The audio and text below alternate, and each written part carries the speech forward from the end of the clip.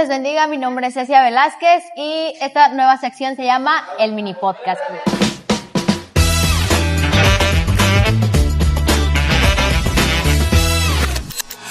Y el día de hoy nos encontramos con el pastor.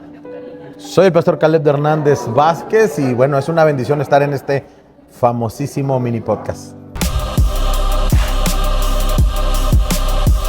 El día de hoy damos por inaugurada esta nueva sección. Es un gusto y un privilegio estar acá y esta nueva sección es solamente para que aquellos jóvenes que están detrás de las pantallas sepan que Dios restaura, que Dios sana sus heridas y sobre todo que Dios está dispuesto a darles una segunda oportunidad, que todos hemos tenido un pasado, pero que Dios restaura nuestro pasado. Y para eso tenemos aquí al pastor Caleb Hernández. Quiero preguntarle sobre su vida, de cuando usted fue joven. ¿Qué fue lo que marcó su vida para que usted creyera en Dios? ¿O qué fue aquello que decidió o que marcó un antes y un después en su vida? Ok, pues bueno, me da gusto de hecho que este mini podcast y que esta pregunta se haga en esta iglesia. Y me interesa mucho, me gusta mucho porque en realidad Lubianos tiene muchísimo que ver con esto. Lubianos tiene una parte muy importante de mi pasado, del tiempo de mi juventud y pues bueno, tengo la dicha de haber nacido en un hogar cristiano. Sin embargo, el haber nacido en un hogar cristiano no te hace cristiano. Claro. Y eso es bien fundamental entenderlo. Nacer en un hogar cristiano no te hace cristiano. Necesitamos tener un encuentro con Dios y yo creo que lo tuve. Desde niño tuve una conexión con Dios muy especial. Un encuentro con Dios muy especial, teníamos una relación, y digo teníamos porque la tenía con Dios. Recuerdo claramente que oraba, que buscaba de Dios, que iba a la iglesia de verdad, ¿no? Por mi intención, porque quería ir. Y mi oración siempre era... Es complicado platicar de eso. Mi oración continua era, no quiero ser un niño malo. Eso le decía a Dios yo mucho, no quiero ser un niño malo.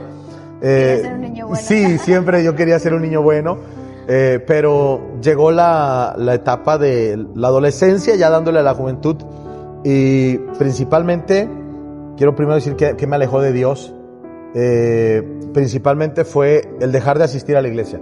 Yo he hecho un análisis objetivo, concienzudo, de la razón o del momento en que me alejé, y fue cuando estaba haciendo mi servicio social, en donde tenía la excusa de que no tenía tiempo y debido a eso faltaba a los cultos, y al faltar a los cultos empecé a alejarme de Dios y cuando menos me di cuenta me encontraba haciendo cosas que yo le prometí a Dios nunca hacer.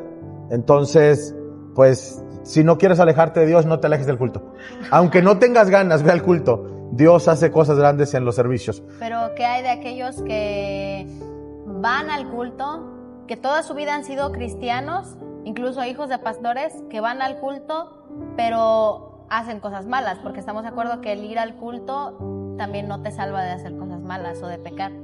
Sí, no te salva, pero voy a decirlo así, pero tienes más esperanza de recapacitar. Okay, sí, o sea, no te salva, pero tienes más esperanza de recapacitar. Okay, hay algo que te... Alguna predicación, alguna palabra, algo. Y cuando uno se aleja del servicio, pues ya no hay eso. O sea... Okay. Se te va borrando la conciencia de lo que uno puede hacer para el Señor o de lo que uno es. Realmente la asistencia al culto te da identidad. Entonces, cuando tú te alejas de los servicios, vas perdiendo la identidad de que eres un joven cristiano, un adolescente cristiano, y poco a poco se te hace fácil. O sea, tú puedes estar en el culto y de pronto haces algo malo, pero la identidad que tienes arraigada por la asistencia al culto, pues te hace sentir que estás mal. Te redarguye. Sí, y cuando te alejas, eso empieza a morirse. Okay. Entonces, no faltes al culto si no quieres alejarte. Sencillo. Sí. Fácil. Sí. A ver, ¿y qué fue aquello que marcó? O sea, creciste en un hogar cristiano, te alejaste de Dios, dejaste de ir al culto por tu servicio, por lo que sea, pero ¿qué fue aquello que dijiste ya, hasta aquí? Ok. En mi caso, nunca me sentí del mundo. Okay. Eso es algo importante. Yo nunca me sentí del mundo. Siempre supe que no era de ahí y a lo mejor siempre supe que tenía que volver. Decía un tío que el que conoce a Dios no peca a gusto. así que yo no pecaba a gusto, ¿verdad?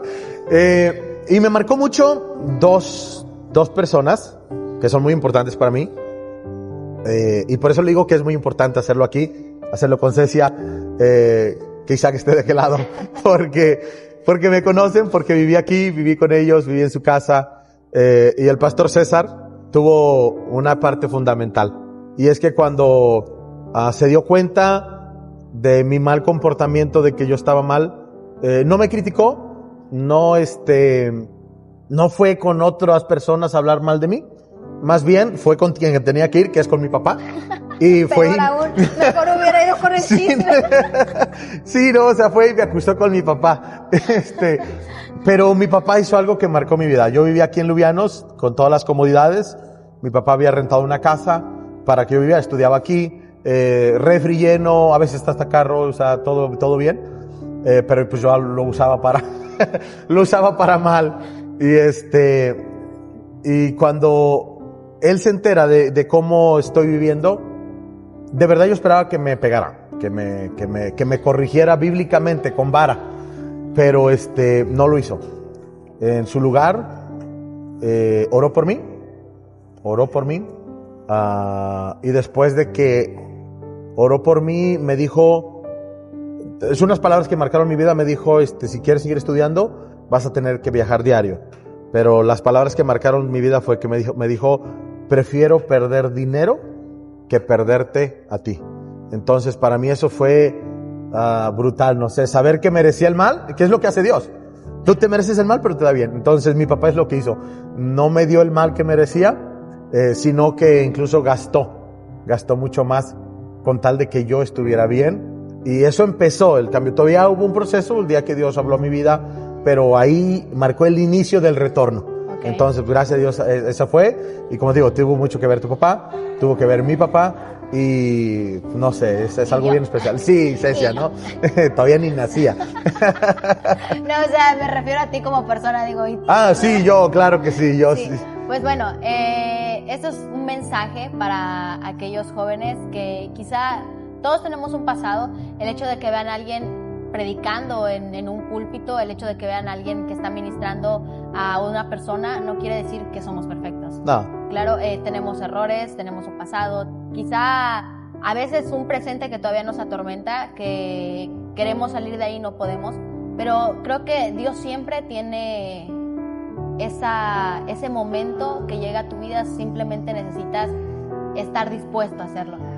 Sí, claro, sí, dispuesto y pues bueno, quizá no solamente es un mensaje a los jóvenes, claro, quizá a los papás también de no desechar, y no los papás, a todos, no podemos desechar a nadie.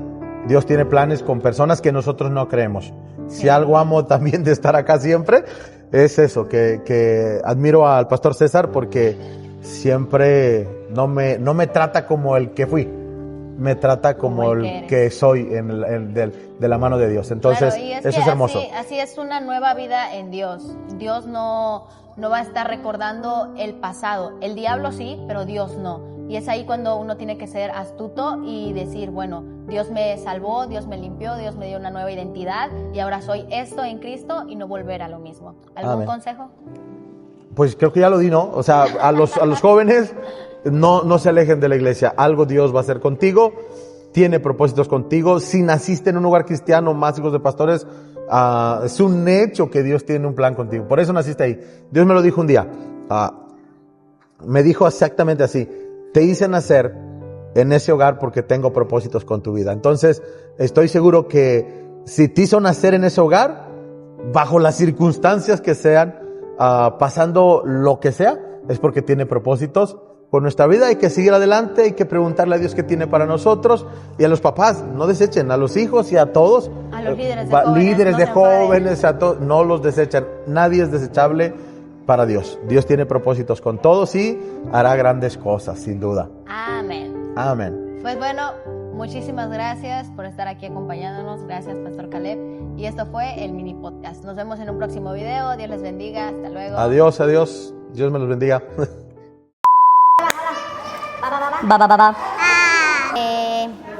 Ya no es joven.